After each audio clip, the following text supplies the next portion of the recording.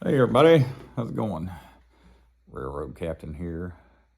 I'm going to do a little project today. Might be some people interested to see how to do this, so we're going to try it out here. Time for some more light over here. It always seems to be a little dark. I'll try to put up some more of these. I changed out these fluorescent lights the other day over on the other side, and I've got mine where I don't have plug in to reach them. So I need to put one over here. So I'm gonna do this one first and I'll show y'all how simple this is. We're gonna get rid of this bulb.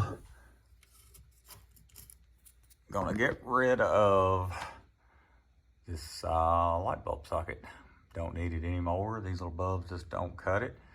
And since this is wired into the line, which is, you turn it off and on with your switches upstairs and over to the door, then this will be an excellent one to just change out, get rid of this bulb, and we're going to put a plug-in in here so we can plug up some more shop lights.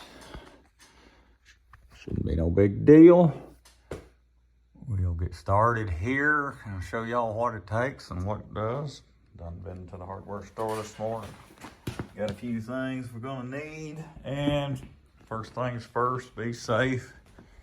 Let's turn off the power down here. Where are we at? Number 5, basement lights. That took care of that. Ooh, where were you when the lights went off?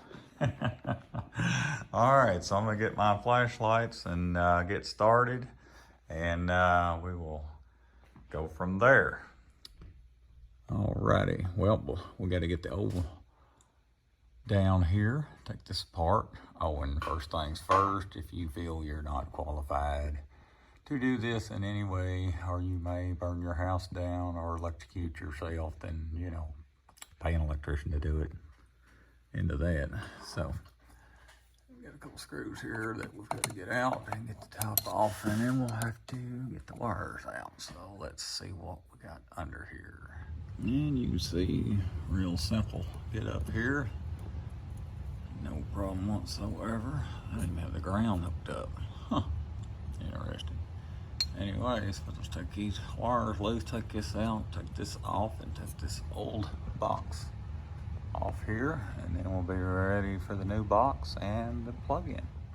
Alrighty, so got the old one down, got the new box put up in its place, and new plug-in, or receptacle if you want to call it that, and ground. And your hot and your neutral wires are hooked up where they're supposed to be. Then I will put them in the box and together here, messing everything up, and then we'll turn the power back on and make sure everything is right. And now we've got the plug in the box. We've got it all back together, and the lights are on down here, therefore I've put the breaker back where it's supposed to be. So now, oh mate. And Railroad Captain says, let there be light. Ta-da! That works. And this stupid fluorescent will probably last a week and go out, and I have to replace it like I did the rest of them, but for now it works. And no more little bulb that don't really do much. Be nice. I can actually see down here now. So there y'all go. No big deal.